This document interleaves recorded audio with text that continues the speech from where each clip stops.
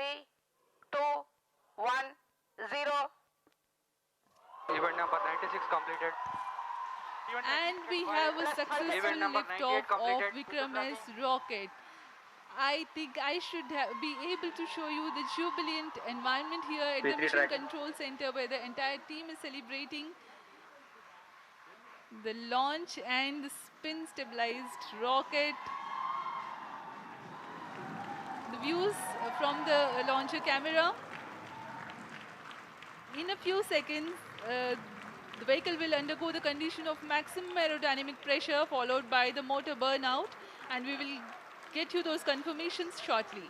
The vehicle will experience Qmax around 15 seconds, and at the same time maximum aerodynamic loads will occur. Just to remind the viewers, this is an